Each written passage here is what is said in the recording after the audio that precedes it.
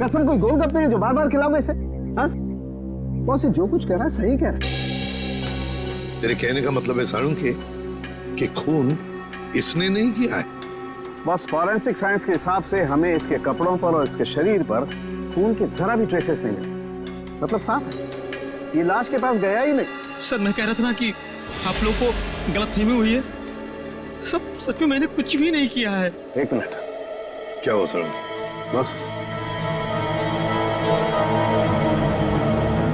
Boss ये देखो, यहाँ पर से पेंट खुरचा गया है और यही पेंट मुझे लाश के नाखूनों में मिला है। कहाँ है वो? उसे फॉरेंसिक भिजवा दिया ताकि साळुंखे साहब उसके फिंगरप्रिंट्स और ब्लड सैंपल ले सके। सर लगता है आजकल क्रिमिनल्स में डर ही नहीं बचा है। डिक्की में ऐसे लाश लेकर घूमते हैं जैसे गार्डन में घूम रहे हैं। एक काम करते हैं, गाड़ी की पूरी डिटेल्स निकालो, साथ में मालिक की भी। सर ये है वो जिनकी गाड़ी से हमें लाश मिली थी।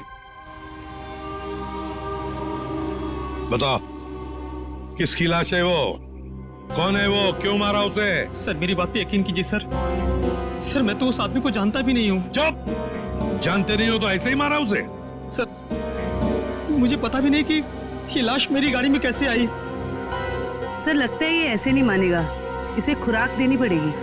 प्लीज सर, सर मैं एक शरीफ आदमी हूँ, मैं नहीं जानता ये आदमी कौन है।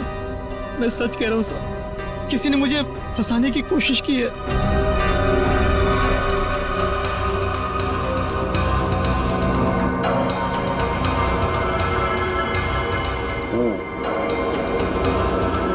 इसका बॉडी टेम्परेचर के हिसाब से तो तारिका इस आदमी की मौत 6 से 8 घंटे पहले हुई।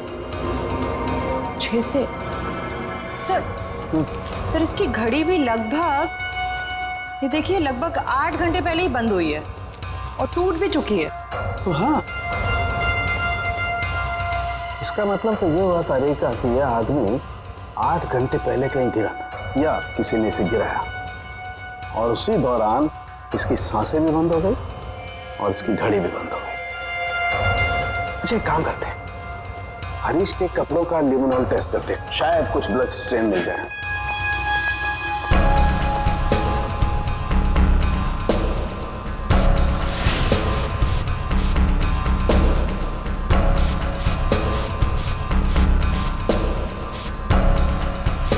एक मिनट, ठीक है।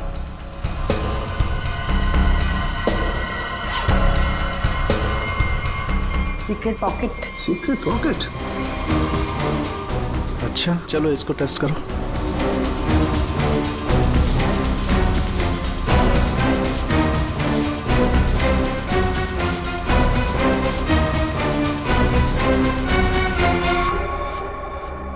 सर टेस्ट तो नेगेटिव है, कपड़ों में कोई खून के अंश नहीं दिख रहे। कमाल है, एक लाश को एक आदमी डिक्की में उठा करके रखता है और उसके कपड़ों पर कहीं भी कोई खून का धब्बा नहीं है।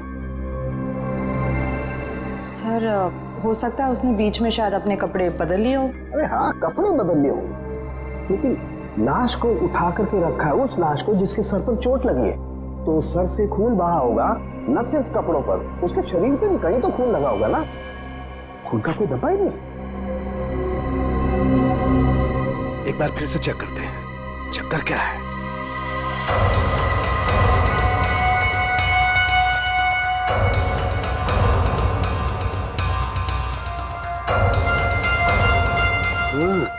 अरे क्या इसके नाखूनों में कुछ है? एक मिनट,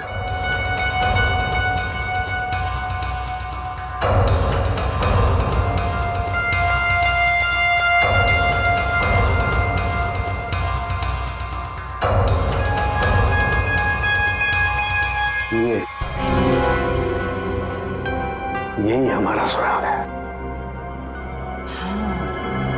अच्छा, इसकी और बाकी की चीजें चेक की थी कपड़े के अलावा? हाँ सर, बस जूतों में से थोड़ी मिट्टी मिली है। मिट्टी मिली है? हाँ दिखाती हूँ।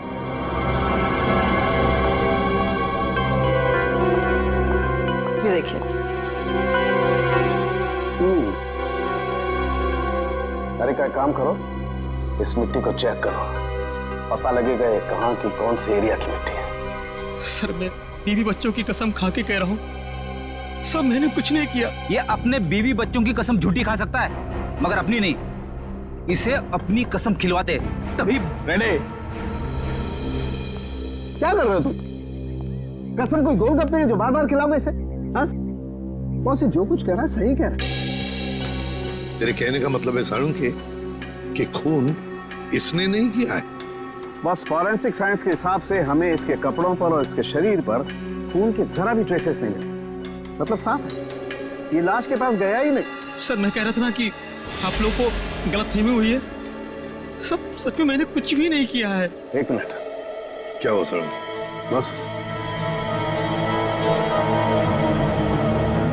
बॉस ये देखो, यहां पर से पेंट खुरचा गया है और यही पेंट मुझे लाश के नाखूनों में मिला है।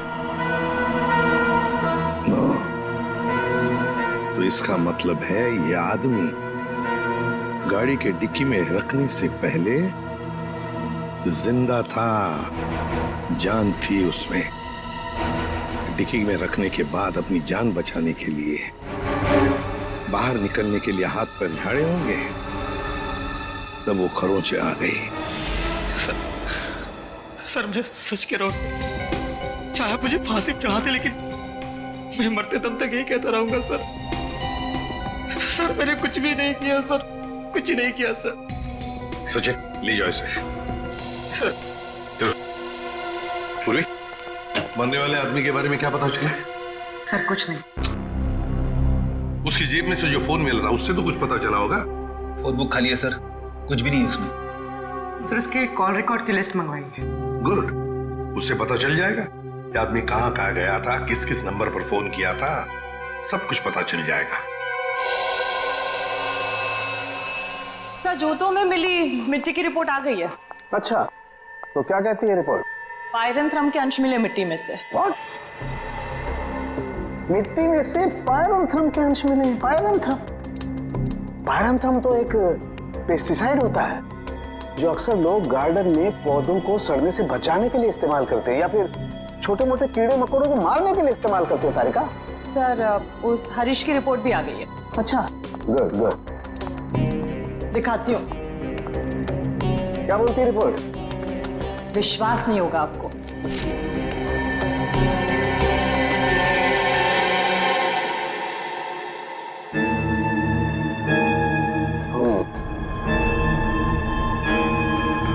ये बात है। सर जीपीएस के रिकॉर्ड के हिसाब से मरने वाला आदमी पहले अंधेरी से बोरीवली, फिर बोरीवली से बैंड्रा गया था।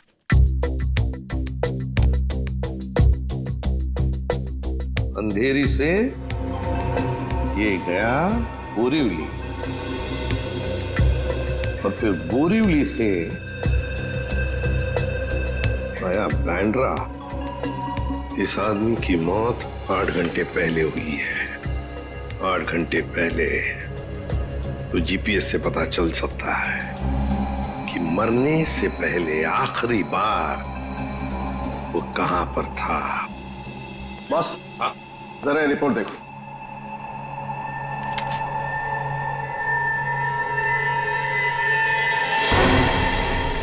क्या ये बात है?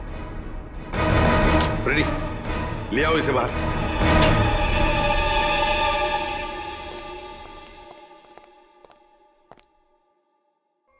क्यों? खून के साथ साथ का भी धंधा करते हो? हाँ? तुम्हारे कपड़ों में से अंश मिले हमें के। सर मैं पैसों के लिए सप्लाई करता हूँ लेकिन मैं कातिल नहीं हूँ सर, मैं सच कह रहा हूँ। आज 8 घंटे पहले कहाँ थे तुम? सर 8 घंटे पहले मैं सेंटा क्रूज में था सर, वहां से मुझे दादर माल सप्लाई करना था। बस सर मैं दादर आया और वहीं पे गाड़ी पार की। तुम किसके लिए काम करते हो? उसका नाम नहीं पता सर, एक आदमी मुझे पैसे और माल देता था, बस मैं उस माल को डिलीवर करता था सब। सचिन, नारकोटिक्स डिपार्टमेंट को सारी इंफॉर्मेशन दे दो, इसने जो भी कहा है वो। बॉस, मरने वाले के बारे में एक और खास जानकारी मिली है। वो क्या? उसके जूतों में मुझे मिट्टी मिली है और उस मिट्टी से ये पता चलता है कि आखिरी बार वो किसी गार्डन में गया था। पूरी काम करो, जीपीएस से पता लगाओ आखिरी बार वो आदमी गया कहाँ था और क्या उस जगह के आसपास कोई गार्डन है क्या।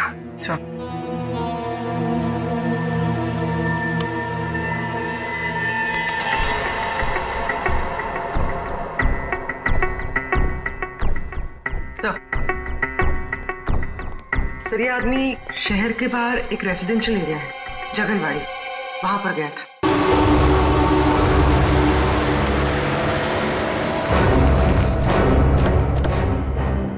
सर जीपीएस के हिसाब से ये वही जगह है जिसे हम ढूंढ रहे हैं।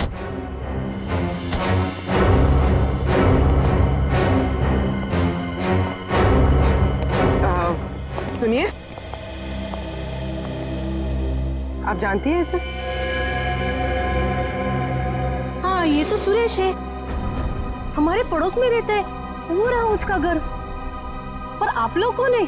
देखिए, हम लोग सीआईडी से हैं। बात यह है कि हमें सुरेश की लाश मिली है, मौत हुई है उसकी।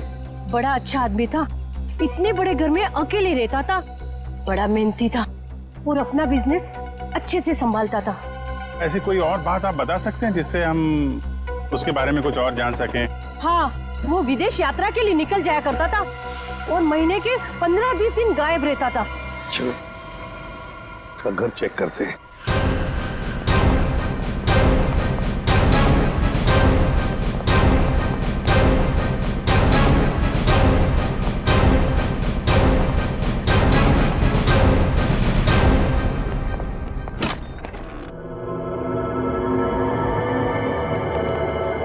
दरवाजा खोला है?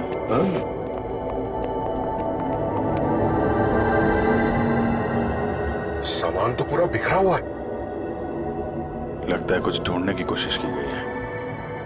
सर शायद खून ही होगा जिसे सुरेश से कुछ चाहिए होगा। और सुरेश ने देने से इनकार कर दिया और नहीं मिला तो उसने शायद सुरेश को मार डाला। अच्छी तरह से घर की तलाशी लो, देखो कुछ मिलता है क्या।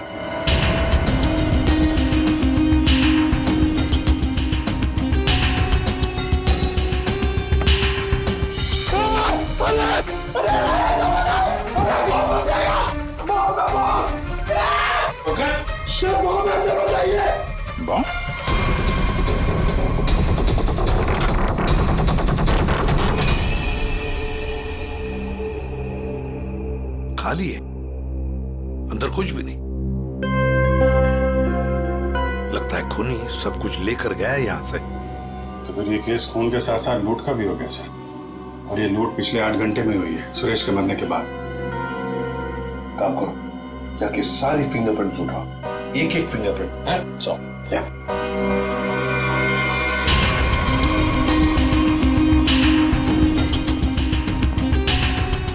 क्या आप बता सकती हैं पिछले 8 घंटों में घर में कोई आया था या घर से कोई बाहर गया था? मैंने किसी को आते जाते तो नहीं देखा।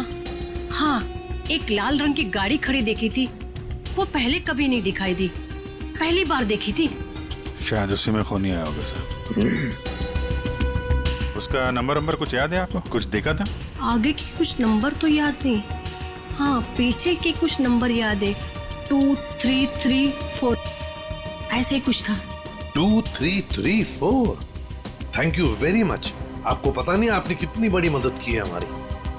अभिजीत, लाल रंग की वैन जिसका नंबर है 2334, पता लगाना पड़ेगा और सारे कंट्रोल रूम्स में इसकी इंफॉर्मेशन भेजनी पड़ेगी।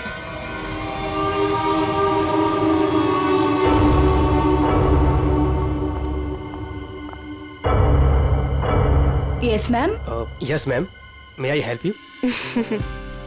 मैं आपकी क्या सेवा कर सकता हूँ? वैसे तो आप बहुत कुछ कर सकते हैं, लेकिन अभी फिलहाल सिर्फ पता बता दीजिए। ये मेरा कार्ड है और you call me any time, इसमें मेरा एड्रेस भी है। Very funny. हमें आपका पता नहीं, हमें मिस्टर विनोद का पता चाहिए। किस रूम में है वो? एक्चुअली मिस्टर विनोद ना एक्सक्यूज मी, घबराइए मत। एक्चुअली मिस्टर विनोद ने ही हमें यहाँ बुलाया है। सॉरी, मुझे आपकी बात पर पूरा भरोसा है, लेकिन मुझे मिस्टर विनोद से एक बार पूछना पड़ेगा क्योंकि वो हमारे स्पेशल गेस्ट हैं। सरिता, मिस्टर विनोद से कहिए कि उनसे बहुत खूबसूरत लड़कियां मिलने आई हैं। Yes sir.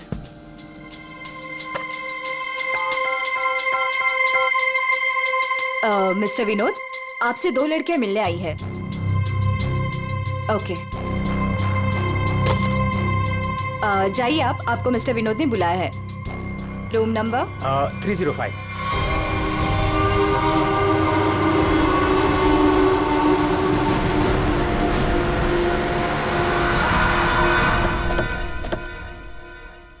सर, उस लाल गाड़ी के मालिक का पता चल गया है। वो किसी विनोद के नाम पे रजिस्टर्ड है। यहाँ इस होटल में छुप के बैठा है।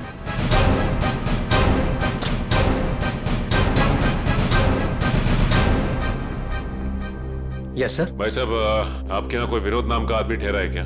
सॉरी सर, हम अपने रिस्पेक्टेड गेस्ट के बारे में कुछ नहीं बता सकते। नहीं देते ही अच्छी बात है, लेकिन हम लोग सीआईडी से हैं। सीआईडी से? क्या हुआ सर? हुआ नहीं है, होने वाला है। आप हमें जरा मिस्टर विनोद का कमरा बताइए। सर बात क्या है ये तो बताइए। विनोद ने खून किया है और खून करके यहाँ छुप के बैठा है। खून किया सर? सर वो खूबसूरत लड़की को क्या होगा जो अभी अभी ऊपर गई हैं? कौन सी खूबसूरत लड़कियां? सर अभी 2 लड़की आई थी, वो अभी अभी ऊपर गई हैं। अब जरा कमरा दिखाइए उसका। सर ये वाला रूम।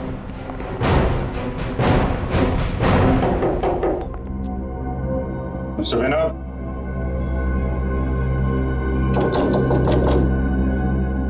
दरवाजा खोलिए। सर कोई आवाज भी नहीं आ रही। आपके पास मास्टर की है? Yes sir.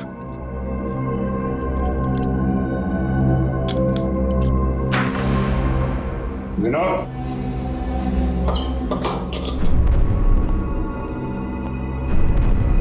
विनोद, विनोद, विनोद।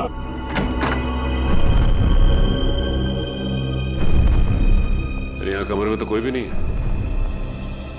तुम तो कह रहे थे कि 2 लड़कियां मिलने आई थी, यहाँ तो कोई भी नहीं है। पता नहीं सर, हमने इसी कमरे में फोन करके पूछा था विनोद जी से, तभी लड़कियों को भेजा था यहाँ पर। फिर अचानक से गायब कहाँ से हो? ये तो कोई प्लानिंग लगती है। तुमने विनोद को होटल से बाहर जाते हुए देखा है? नहीं सर, मैं पूरे टाइम रिसेप्शन पर था और मैंने जाते हुए उन्हें नहीं देखा। अच्छी तरीके से चेक करो कमरे को, कोई ना कोई सुराग तो छोड़ा होगा उसने।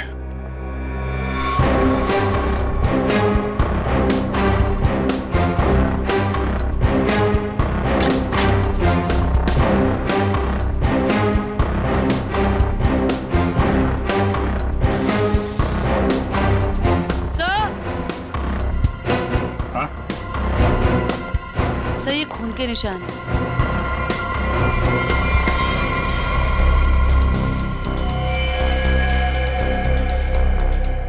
यहाँ पे कुछ हुआ है? सर, कहीं विनोद ने उन 2 लड़कियों को मार के उनकी लाश को होटल में कहीं छुपा दिया और मौका देख के यहाँ से भाग गया।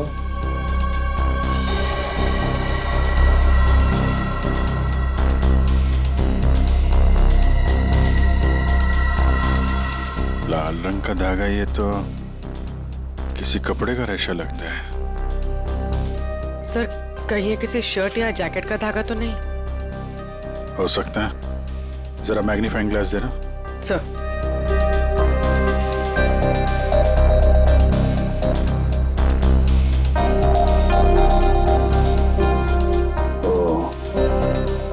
इस पे भी खून लगा हुआ है। तो धक्का मुक्की में जब यहाँ से निकला होगा तो ये कपड़े का रेशा यहाँ अटक गया। मैं सब एक बात बताओ, ये जो लड़कियां आई थी उनमें से किसी ने लाल रंग का कुछ पहना हुआ था क्या? हाँ सर, एक लड़की ने लाल रंग का ड्रेस पहन रखा था। फिर तो उस लड़की की ड्रेस का धागा ही है। और इन दोनों लड़कियों को रिसेप्शन पे तो किसी ने देखा नहीं जाते हुए। इसका मतलब हो सकता है ये होटल में ही हो दोनों। ठीक है, पूरा होटल छान मारो। पूर्वी, ये जो लॉबी में सीसीटीवी कैमरा लगा है ना, उसकी फुटेज चेक करो। अगर वो लोग होटल से बाहर गए होंगे, लॉबी से होकर ही जाएंगे।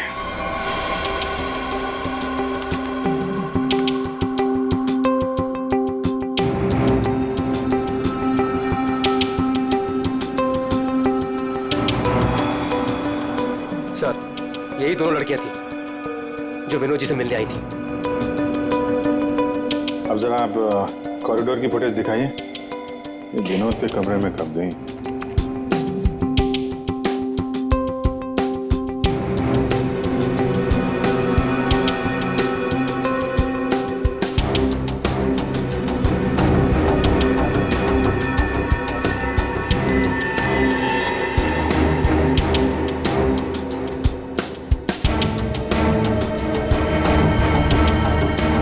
ये लोग अंदर तो नहीं थे।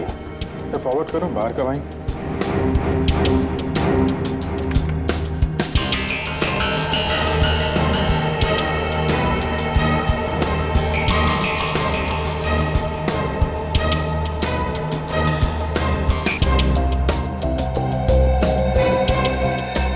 सर बाहर सिर्फ दोनों ही निकले। विनोद कहाँ गया? तो फॉरवर्ड करो।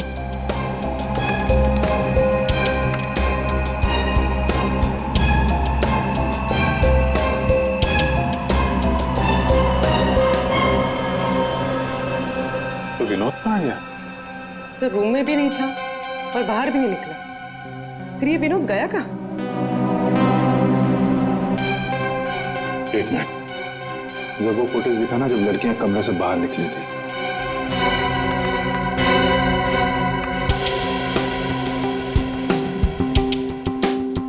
स्टॉप। सूटकेस देखा? अब जरा वो फुटेज दिखाना जब ये अंदर गई थी।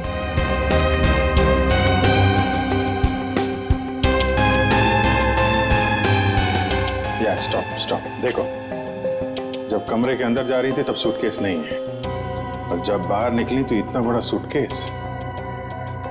कहीं ये विनोद सूटकेस के अंदर तो नहीं? सूटकेस में विनोद? हाँ, मार के अंदर डाल दिया हो।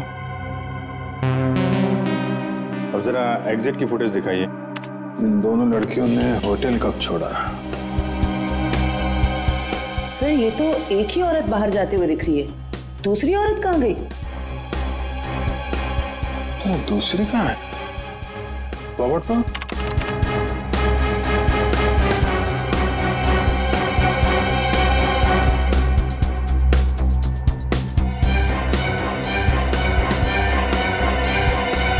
दूसरी वाली लड़की अभी भी होटल में है क्या? निखिल। Yes sir. जितने भी एग्जिट है ना होटल के सब बंद करवा दो। ठीक है सर। मैनेजर साहब। Yes sir. सारे केस को नीचे बुलवाइए। जी। पूर्वी, इस दूसरी लड़की की फोटो ब्यूरो में भेजो। अपने क्रिमिनल डेटाबेस से चेक करो, इसके बारे में कोई जानकारी मिलती है क्या? कोई क्रिमिनल रिकॉर्ड है इसका? ये गेट क्यों बंद है? आप प्लीज इसे खोलिए, हमें घर जाना है। और ये कोई तरीका है? हम इज्जतदार लोग हैं, आप ऐसे हमें रोक नहीं सकते। आप लोगों को जो परेशानी हो रही है उसके लिए माफ कीजिए, लेकिन ये केस की जांच चल रही है, उसके लिए हम आशा करते हैं कि आप लोग कानून की मदद करेंगे। ये फोटो देखिए, इस औरत को पहचानती है? कहीं देखा है आप लोगों ने इस औरत को? कौन है ये औरत सर?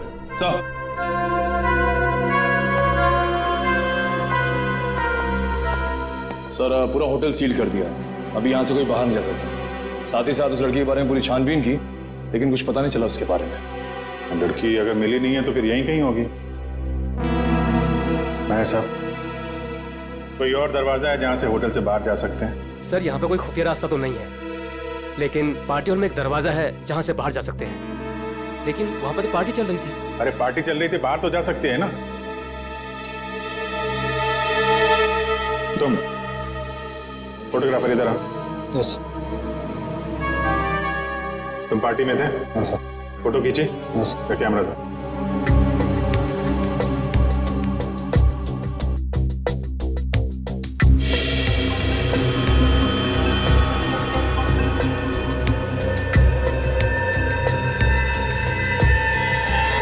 सर ये वैसे ही रेड ड्रेस है जैसे उन दो औरतों में से एक ने पहना था। तो यही है वो औरत। ये किसी आदमी से बात कर रही है।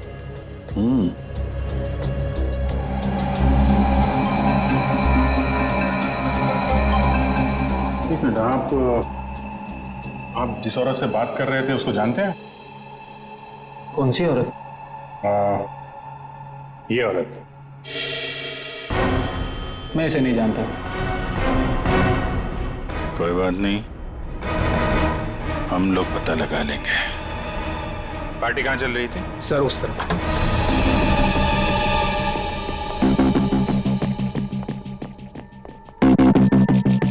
सर फोटो के हिसाब से उस औरत ने वहां कहीं हाथ रखा है।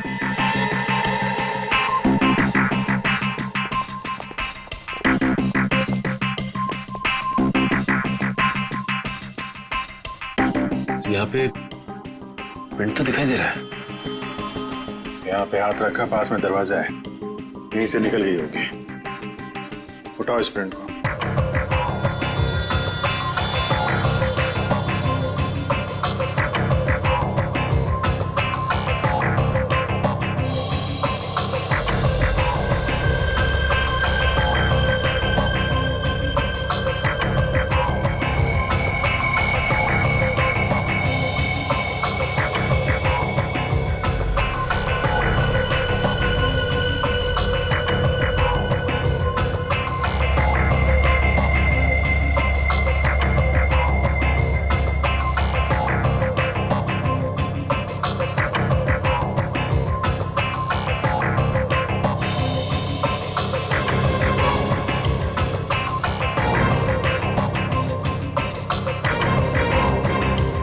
सर एक बात गौर किया आपने, ये जो उंगलियों का ये ऊपर का हिस्सा है, उसकी रेखाएं काफी मोटी है, जबकि औरतों के उंगली के इस हिस्से की रेखाएं बड़ी बारीक होती। इसमें ऐसा नहीं है। ये रेखाएं तो मोटी है, मतलब मर्द की रेखा है। लेकिन ये जो रेखाओं के हिसाब से जिसे हम ढूंढ रहे हैं, फिर तो वो कोई औरत नहीं है, कोई मर्द है। सर कैसी बात कर रहे हैं सर?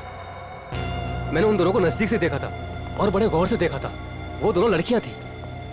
मेरे साहब, साइंस और टेक्नोलॉजी झूठ नहीं हो सकती है। वो जो दूसरी औरत आपके होटल में आई थी, वो एक मर्द है।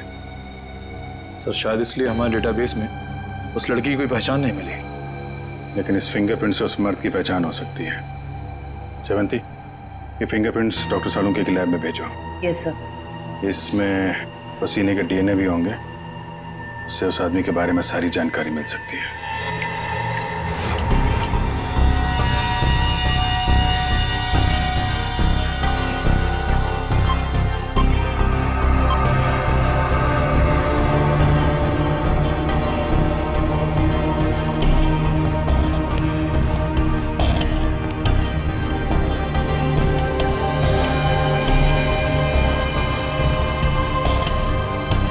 सालुंके के पसीने से जो डीएनए का टेस्ट किया, उसका क्या रिपोर्ट आया? बस पसीने से डीएनए तलाश कर रहे हैं, जूता चप्पल तलाश नहीं कर रहे। टाइम लगता है यार, लंबा प्रोसेस है। अच्छा, मतलब मुजरिम हमारे हाथ से निकल जाएगा, उसके बाद में तू रिपोर्ट देगा। अच्छा सर इसका मतलब हमें कुछ और एविडेंस की तलाश करनी होगी उस कातिल की पहचान के लिए। अच्छा, अब आप भी बोलने लगे। Very good. मतलब इससे पहले कि मैं कुछ बताऊं, आप लोग पहले ही अपने नतीजे पर पहुंच गए। अब यार ऐसी उल्टी सीधी बातें करने में जो टाइम वेस्ट कर रहा है, उससे बेटर है काम पे लग जाता तो कुछ हाथ लग जाता है। यार सच कहूं ना तो कई बार तुम लोग, और खास करके तुम, मुझे बहुत हर्ट करते हो। मैंने दिल दुखाया? मैं क्या तेरी गर्लफ्रेंड हूं? नाटक बंद कर और साफ साफ बता क्या मिला। चल। इस पसीने में हमें कुछ ऐसा पदार्थ मिला है जिससे हम खूनी के काफी नजदीक तक पहुंच सकते हैं। क्या मिला? इसमें हमें हाइपरडॉल नाम का एक पदार्थ मिला है जो अक्सर दवाइयां बनाने के काम में आता है। जो दवाइयों में इस्तेमाल होता है, मतलब जिसका भी पसीना है वो बीमार है, ये तो कोई भी बता सकता है। लेकिन कोई ये नहीं बता सकता है कि उस बीमारी का नाम है हाइपोक्रोनिया। हाइपोक्रोनिया ये एक जेनेटिक डिसऑर्डर है। इस बीमारी की वजह से इंसान कई बार अपना दिमागी संतुलन खो बैठता है, जिस वजह से उसका शरीर भी उसका साथ नहीं देता और वो इंसान इधर उधर यूं ही बिना जाने घूमने लगता है। लेकिन ये बीमारी हमारे देश में बहुत कम लोगों में पाई जाती है। It's a rare disease. Boss, बहुत कम ऐसे अस्पताल हैं जिसमें हाइपोक्रोनिया नामक बीमारी का इलाज होता है। अच्छा, हाइपोक्रोनिया। सचिन, ढूंढो सारे हॉस्पिटल्स जहां पर इस बीमारी का इलाज होता है और वहां से उनके पेशेंट्स की लिस्ट भी लेकर आओ। हमें जिसका इंतजार है वो उन्हीं लिस्ट में से कोई एक है, उन्हीं पेशेंट्स में से कोई एक। हेलो डॉक्टर साहब। Hello, yes. हम लोग सीआईडी से हैं। एक्चुअली हम लोग एक खून के केस की जांच कर रहे हैं और हमारा सस्पेक्ट आपका मरीज है। कौन है वो? ये तो आप बताइए। आप किसी ऐसे आदमी का इलाज कर रहे हैं जिसे हाइपोड्रिया नाम की बीमारी है। इस बीमारी का इलाज तो मेरे पास 3 लोग करवा रहे हैं। शायद इनमें से ये एक हमारा सस्पेक्ट है। ओके।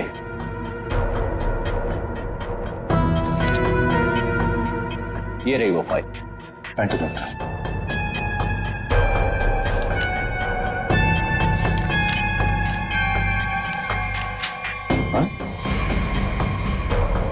ये तो वही आदमी है जो होटल में था, तो निखिल के साथ दरवाजे बंद करवा रहा था।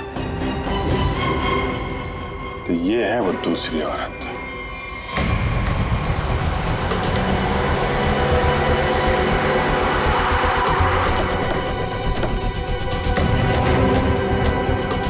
एक्सक्यूज मी मैनेजर साहब, वो वेटर कहाँ जो निखिल के साथ दरवाजा बंद करने गया था? क्यों सर, क्या हुआ? सवाल मत करो, जवाब दो, मेरे पास टाइम बहुत कम है। सर वो तो घर चला गया, उसकी शिफ्ट खत्म हो गई थी ना। वो वैसे रेस्ट रूम में रहता था, आज वो जल्दी चला गया, कुछ हड़बड़ी में था सर। मुझे मालूम है क्यों हड़बड़ी में था वो रेस्ट रूम कहाँ है? सर होटल के पीछे। जयवंत, निखिल जरा देखो रेस्ट रूम में जो मिलता है लेके आओ।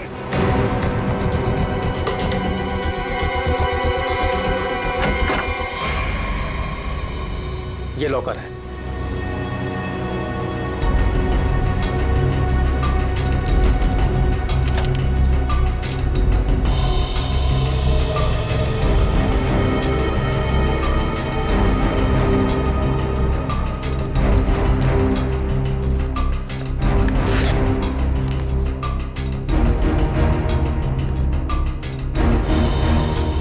काफी चालाक है, फोन इसमें रख के गया ताकि हम उसे ट्रेस न कर सके।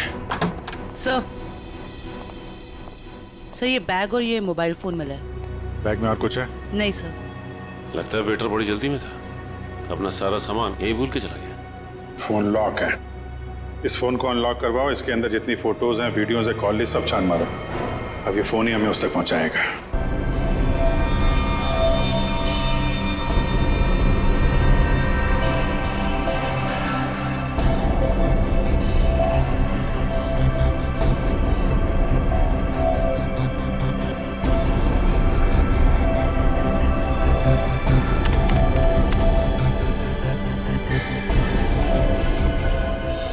क्या बात है सारंगे, बड़ा खुश नजर आ रहा है तू।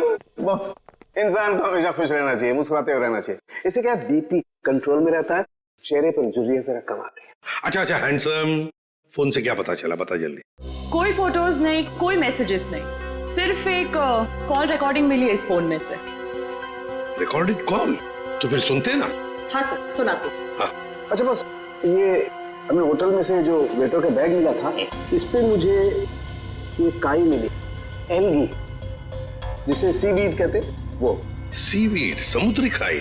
सर। हाँ।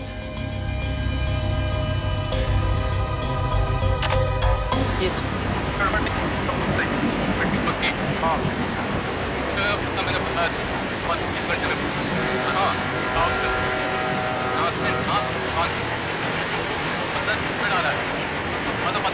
ये क्या हिब्रू भाषा में बात कर रही है? अरे नहीं फ्रेडी, बैकग्राउंड में साउंड बहुत है, इसलिए ऐसी आवाज आ रही है। सर 2 लोगों के बात करने की आवाज है।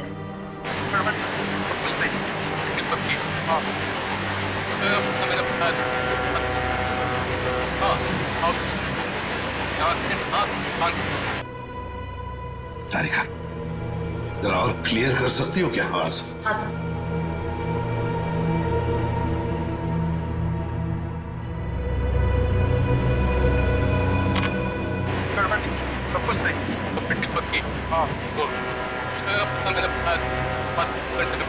लगता है कोई खास डील की बात चल रही है।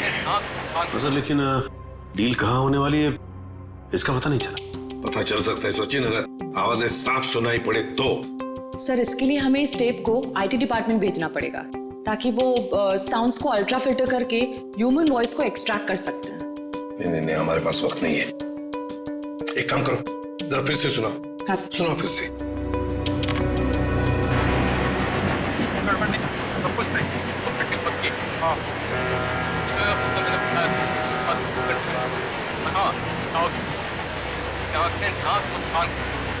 सर ये तो किसी पानी के जहाज के सायरन की आवाज है। जयवंती, फॉग हॉर्न का आवाज है ये, फॉग हॉर्न। अक्सर जब फॉग होता है ना, कोहरा होता है, तब ये सायरन बजाया जाता है बाकी जहाजों को सतर्क करने के लिए। सर मतलब जहाँ ये कॉल रिकॉर्ड हुआ है वो जगह बंदरगाह के पास है। बिल्कुल, जल्दी से जल्दी ये जगह ढूंढनी चाहिए, पहुंचना चाहिए हमें, इससे पहले कि ये डील हो जाए। Let's go.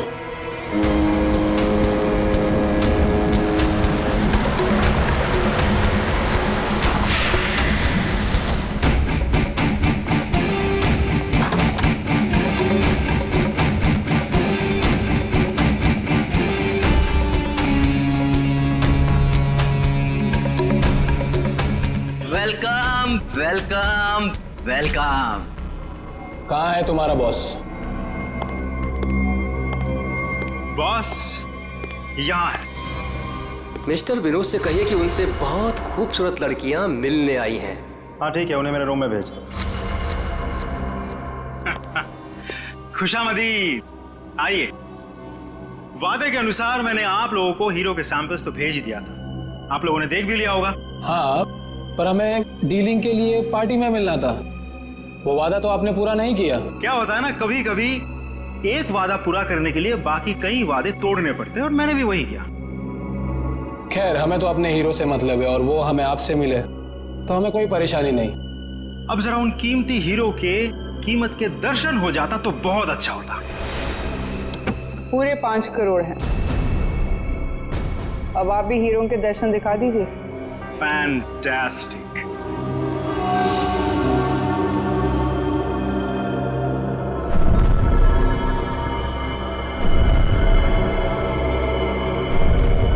Thank you very much. आप लोगों के साथ बिजनेस करके मुझे बहुत अच्छा लगा।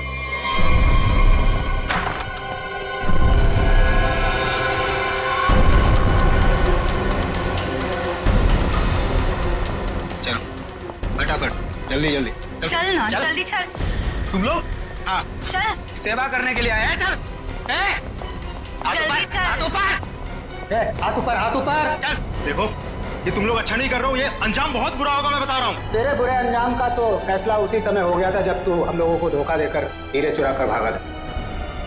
अब ये हीरे हमारे साथ ही जाएंगे और तू जाएगा ऊपर भगवान के पास, समझा?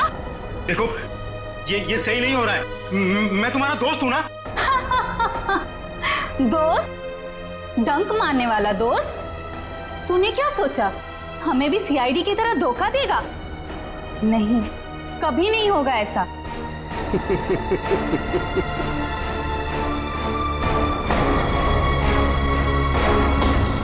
ये ला, बैग मुझे दे। धोखेबाज।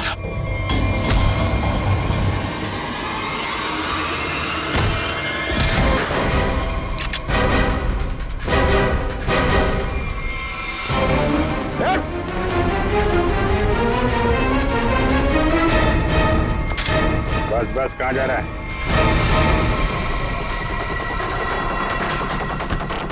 बहुत होशियार समझता है।